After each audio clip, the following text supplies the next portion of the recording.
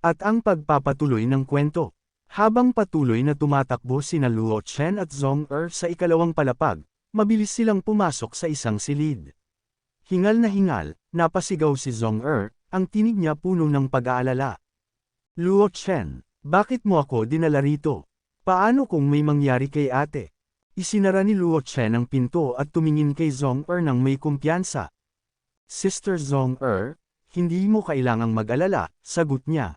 Napakaraming malalakas na mandirigma sa City Masters Palace ngayong gabi. Ang mga pinuno ng 4 na pamilya pa lang ay mga 7-star powerhouses. Si Sister Xiao ay matalino, at kasama niya si Liu Sheng para protektahan siya. Lahat tayo ay nakaalerto, walang masamang mangyayari.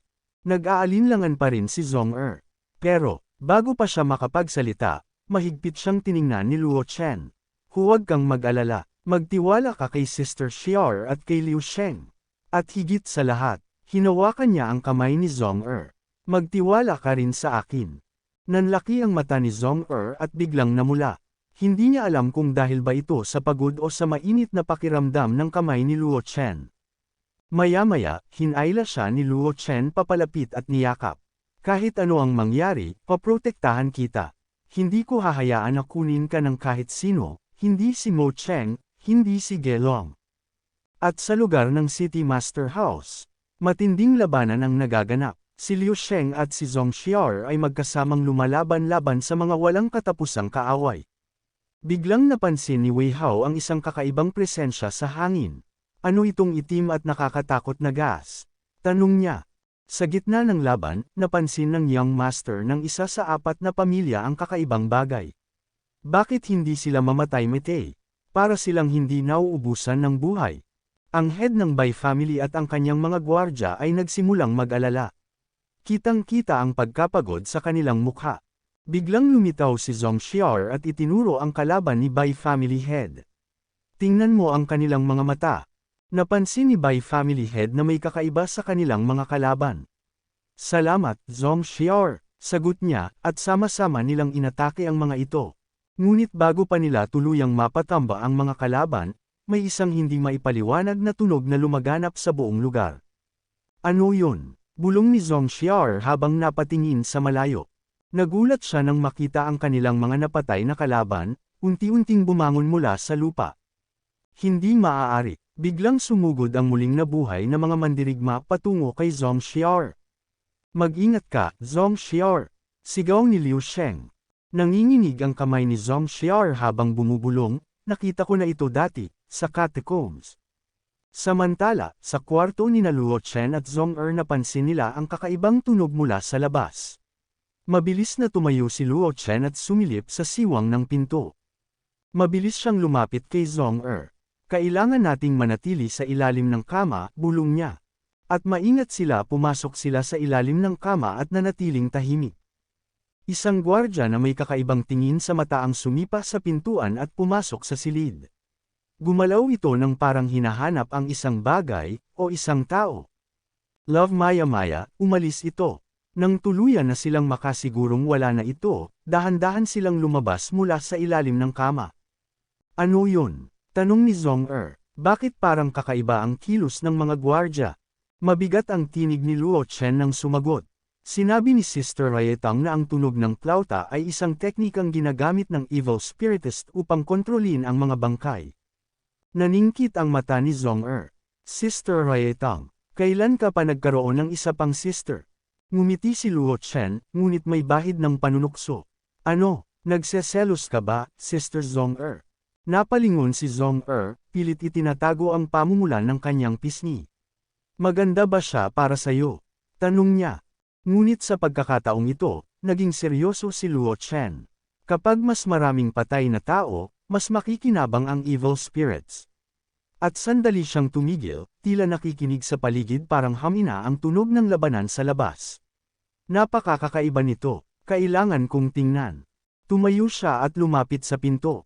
Manatili ka rito, at huwag kang tatakas. Bilin niya kay Zhong Ngunit bago pa siya makaalis, mahigpit siyang hinawakan ni Zhong sa kamay masyadong delikado. Aniya, dapat tayong magsama. Sandaling natigilan si Luo Chen, ngunit sa huli, tumanggaw siya. Kung may iwan kang mag-isa rito, baka atakihin ka antong hininga siya sige isasama na kita. Pagpasok nila sa loob ng City Master's Palace, bumungad sa kanila ang isang malagim na tanawin, mga bangkay na nagkalat, duguan ng sahig, at isang nakabibinging katahimikan ang bumalot sa buong lugar. Napaatras si Zhong-er at Luo Chen, nanginginig sa kanilang nakita. Kasabay nito, isang malamig na hangin ang dumaan, at bumagsak sa lupa si Bai, habang si Wei Hao at Jing Tao ay wala ng buhay. Lahat ng mga rising stars, pati na rin ang Young Master, ay patay na. Mabilis na lumingalinga si Zhong-er, hinahanap ang kanyang kapatid. Nanginginig ang kanyang tinig nang magtanong, nasaan si Zhong Xiao? Biglang gumalaw ang isa sa mga bangkay. Isang kamay ang marahang bumangon mula sa tambak ng mga patay. Maging si Luo Chen ay napaatras, napabulong, sino yan? Sa pagitan ng dilim at alikabok, lumitaw si Zhuo Linglong, ang tanging nakaligtas. Nanginginig ito, puno ng dugo, at namumutla. Lumapit agad si Luo Chen at marahang niyugyug ang babae. Gising ka, ano ang nangyari? Nasaan ang iba? Tanong niya, puno ng pag-aalala. Ngunit sa halip na sumagot, napasigaw si Zhuo Linglong at itinulak siya. Nanginginig ito at paulit-ulit na sumisigaw, huwag ninyo akong patayin. Huwag ninyo akong patayin. Para siyang nababaliw sa takot. Lumapit si Zhong-er at mahigpit na hinawakan ang balikat ni Zhuo Linglong. Sabihin mo sa akin, nasaan si Sister Zhong Xiao? Maluhaluhang tumingin si Zhuo Linglong kay Zhong-er at nanginginig na bamulong, patay na siya, patay silang lahat. Nalaglag ang balikat ni Zhong-er sa kanyang narinig. Para siyang nawala ng lakas, at bigla siyang natamba. Mabilis siyang sinalo ni Luo Chen at mahigpit siyang niyakap. Kalma ka lang, wala si Sister Xiao sa mga bangkay. At si Liu Sheng ay masyadong malakas para mapatay. Bulong ni Luo Chen, pilit siyang pinapalakas. Umalis na tayo, kailangan nating malaman ang totoong nangyari. Sa mabilis nilang paglalakbay, agad silang nagtungo sa tahanan ng pamilyang Zhong. Pagkarating nila, sinalubong sila ng Elder Wei, halatang nag-aalala Elder Wei agad na tanong ni Zhong-er, nakabalik na ba si Sister? Umiling si Elder Wei at seryosong sumagot, hindi pa. Hindi ba magkasama kayong pumunta sa piging? Nang marinig ito, tila nanlamig si Zhong-er. Dahan-dahan siyang napaupo sa lupa, parang unti-unting nawawalan ng pag-asa. Nag-aalalang lumapit si Elder Wei kay Luo Chen at nagtanong, ano ang nangyari? Mabigat ang bawat salitang binitiwan ni Luo Chen. Kagabi, inatake ang City Master's house. Lahat ng Lord at Rising Stars ay pinatay sa mismong lugar. Napakunot ang noo ni Elder Wei at napailing. Baka naman masyado kang nalasing, kaya ganyan ang sinasabi mo. Natatawang umiling ito. Nakita ko si Old One ng Bai family kaninang umaga, lasing na lasing. Baka multo lang ang nakita niya. Napamura si Luo Chen at napasigaw, imposible iyon. Kailan ito nangyari? Mga kalahating oras pa lang ang nakakalipas, sagot ni Elder Wei, halatang naguguluhan. Lalong tumindi ang pagtataka ni Luo Chen. Napakakakaiba nito, hindi tugma ang mga pangyayari. Tumayo siya at matigas na nagpasya. Pagkatapos kong siguraduhin ang kaligtasan ni Zhong-er, babalik ako sa City Master's house para magsiyasat. Pagkarating niya sa City Master's house, pinakiramdaman niya ang paligid. Sa laki ng insidenteng ito, dapat nasa kaguluhan ng buong lungsod pero ang seguridad dito ay mahigpit pa rin. Hindi ito normal. Napakunot ang kanyang noo. Habang nag-iisip, isang lalaki ang biglang lumapit at sumigaw, tingnan mo. Inilabas na ang listahan para sa Royal Competition. Mabilis na lumapit ang mga tao, sabik na sabik sa wakas. Natukoy na ang 10 nangunguna sa Lee City. Lumapit si Luo Chen at tiningnan ang listahan. Nanlaki ang kanyang mata, 8 pangalan ang napalitan pero bakit nandyan pa rin ang pangalan ko at ni Zhong-er? Sa gitna ng kanyang pag-aalinlangan, isang anino ang biglang dumaan sa kanyang harapan. May kakaiba sa kilos nito. At napabulong, mukhang pamilyar ang figure na yun. Agad niyang sinundan ang anino, mabilis na gumalaw ang kanyang katawan sa makitid na daanan. Ngunit pagdating sa isang eskinita, bigla itong nawala. Napahinto siya, naguguluhan. Paano siya biglang naglaho? Bago pa niya maunawaan ang nangyari, isang malamig na bakal ang dumampi sa kanyang leeg. Mabilis siyang napaatras, pero narinig niya ang malamig at matigas na tinig ng may hawak ng sandata. Ano ang pakay mo rito? Dahan-daang lumingon si Luo Chen at gulat na gulat siya nang makita kung sino ang may hawak ng patalim. Sister Routong. Ako ito, Luo Chen. Naningkit ang mga mata ni Routong, hindi agad nagtiwala. Paano mo mapapatunayan na ikaw ang tunay na Luo Chen? Napalunok si Luo Chen bago sumagot. Sa tunnels, magkasama tayong napahamak noon. Sandaling nanahimik si Routong, bago niya marahang kinurot ang pisngi ni Luo Chen. Mukhang ikaw nga, aniya, bamantong hininga ng bahagya. Sister Routong, paano ka napunta rito? Tanong ni Luo Chen. Huminga ng malalim si Routong, may lungkot sa kanyang mga mata. Nagising ako at bumalik sa City Master's house. Pero pagdating ko roon, punong-puno na ito ng mga bangkay. At habang iniikot ko ang paligid, aksidente kong nabangga ang isang dark armored guard. Hindi siya gumagalaw, at nang siyasatin ko, matagal na pala siyang patay. Napatigil siya sandali bago nagpatuloy. At hindi lang iyon, may mga itim na hibla sa kanyang katawan. Nanlaki ang mga mata ni Luo Chen, itim na hibla. Tumango ulit si Routong. At habang inaalam ko pa ang nangyari, napansin ko ang higit na nakakatakot na bagay, maliban sa iilang rebelde, karamihan sa mga tao sa City Lord's house ay tila mga walang malay na pupe. Napatingin si Luo Chen at sabay sambit ang kanyang mga matay puno ng pag-aalinlangan. Sa mahinang tinig, marahan niyang sinabi, ang kagabi sanang piging ay dapat naging pinakamadilim na sandali para sa lahat ng pamilya, ngunit ang buong lungsod ay napakatahimik, parang walang nangyari. Pinagmasdan niya ang paligid, at unti-unting lumalim ang kanyang pagdududa. Maliban sa ilang rebelde, karamihan sa kanila ay parang mga pupe na walang malay sa City Lord's house. Tila hindi nila alam ang trahedyang naganap. Muling nagsalita si Routong, at may halong kaba ang kanyang tinig. Isang matinding trahedya ang naganap kagabi, maraming buhay ang nawala, maraming pamilya ang nawasak. Tumigil siya sandali, tumingin sa paligid, saka nagpatuloy sa mabigat na tinig, ngunit napakatahimik. Nakakabingi ang katahimikan, parang walang nangyari. Pinisil niya ang kanyang kamay, ramdam ang malamig na hangin na tila may dalang kasinungalingan. May ilang nakakita mismo sa malagim na pangyayari, ngunit hindi sila nagsasalita. May isang puwersang kumokontrol sa City Lord's Palace, isang anino na tahimik na nagmamanipula ng lahat.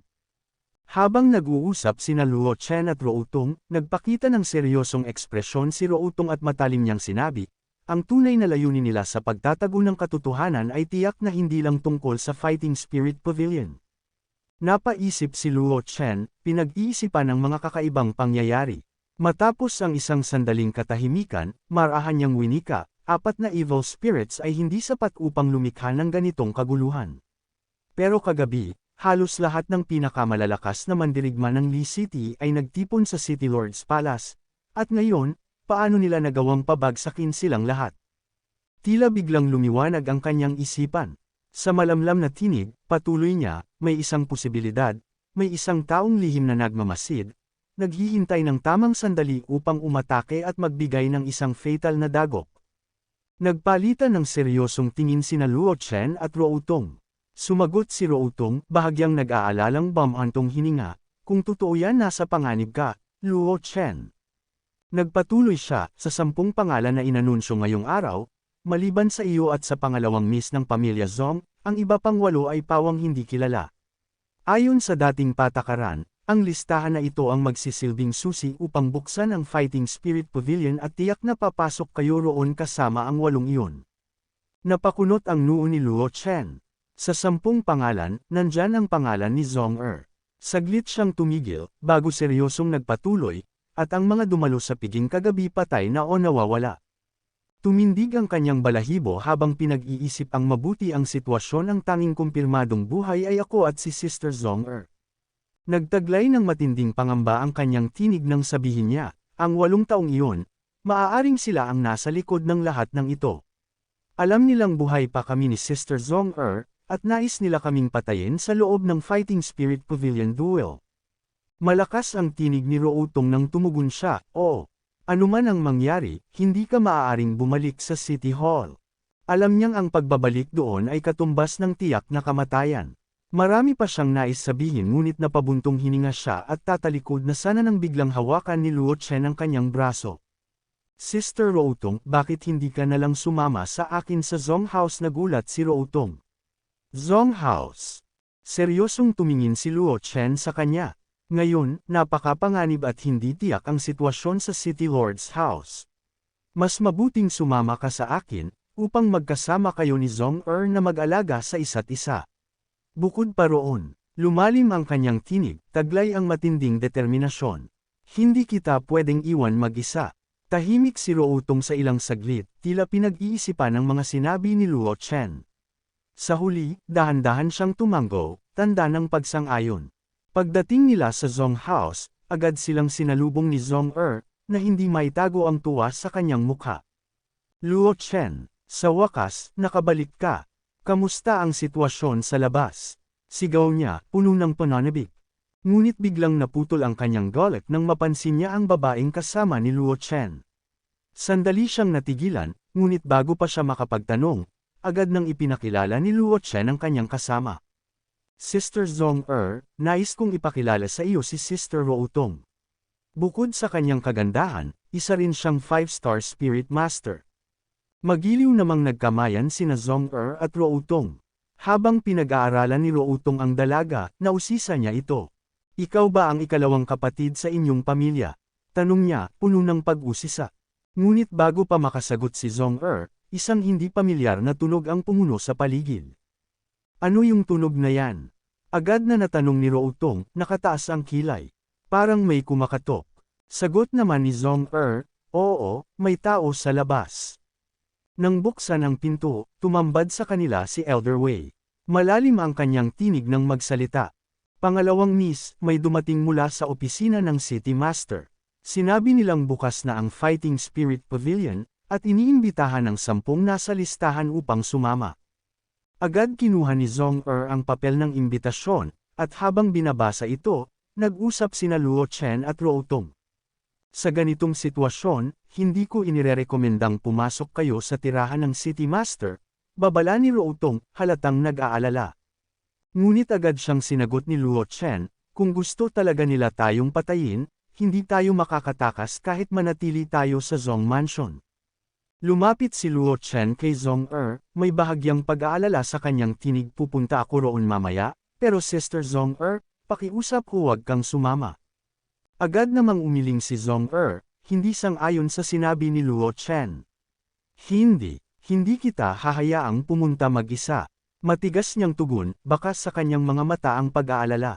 Napabuntong hininga si Luo Chen bago marahang hinawakan ang kanyang balikat. Tinitigan niya ito ng seryoso. Sister Zong alam kong nag-aalala ka tungkol sa kaligtasan ni Sister Xiao. Bahagya siyang tumigil, hinayaan ang kanyang mga salita na lumubog sa isipan ng dalaga bago muling nagsalita. Pero alam mo rin kung gaano kapanganib ang City Master's Palace. Kung pipilitin mong sumama, mas lalo lang tayong malalagay sa panganib. Ngunit kung mananatili kayo rito ni Sister Routong, mas mapapangasiwaan ninyo ang isa't isa, at mas panatag ang loob ko. Nagpalitan ng tingin sina Zong at Routong.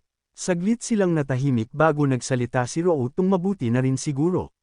Baka hindi naman kasing sama ang City Master's House gaya ng inaakala natin, pero mag-ingat ka. Tumitig siya kay Luo Chen ng may bahagyang pag-aalala. Huwag mong isasara ang pinto.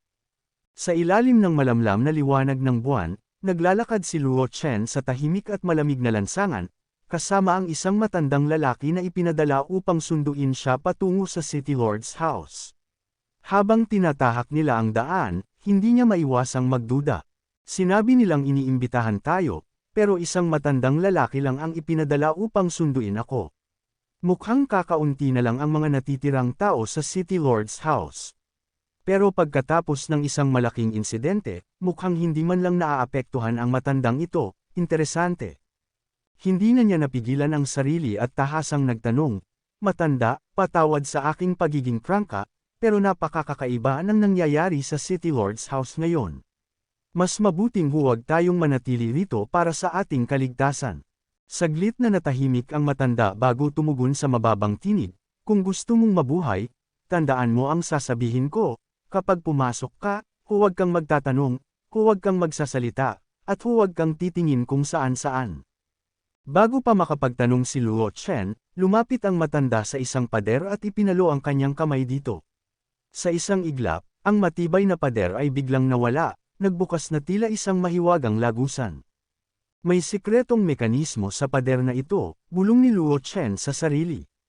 Walang ibang pagpipilian, kaya't nagpatuloy silang pumasok. Sa loob ng City Lord's house, nang makarating sila sa loob, sinalubong sila ng isang malamig na tinig. Bakit isa lang kayo? Nasaan ang isa pa? Napatingin si Luo Chen kay Commander Shan, isang mataas na opisyal ng City Lord's house. Bago pa siya makapagsalita, ang matanda na ang sumagot, isa lang talaga ang dumating. Dahil dito, marahang yumuko si Luo Chen bilang paggalang at sumagot, masama ang pakiramdam ni Miss Zhong'er kaya hindi siya nakasama. Saglit na tumitig si Commander Shan bago kumilos. Sige, lumabas ka na tanda. Pagkatapos, bumaling siya kay Luo Chen. Ikaw, sumama ka sa akin. Habang patungo sa pinakaloob ng City Lord's house, hindi mapigilan ni Luo Chen ang magtaka. Hindi ba sila patay? At si Zhuo Linglong, bakit nandito siya? Ngunit bago pa siya makapag-isip ng maayos, biglang dumating ang isang pangkat ng mga nilalang na nakabalabal. Lahat ng tao sa paligid ay nagbigay galang, kabilang si Commander Shan. Pagbati sa prinsipe, sa malamlam na liwanag ng lampara, marahang tinanggal ng pinuno ng grupo ang kanyang hood. Ibinunyag ang isang presensya na nagbigay ng malamig na kilabot kay Luo Chen. Sila ba ang mga alay? Ngayong pagkakataon, hindi masama. Sa kanyang narinig, unti-unting nanlalamig ang katawan ni Luo Chen. Sacrifices. Napakahusay ng panlasa ng prinsipe, sagot ni Commander Shan, may bahid ng paggalang at kasamaan ang kanyang tinig.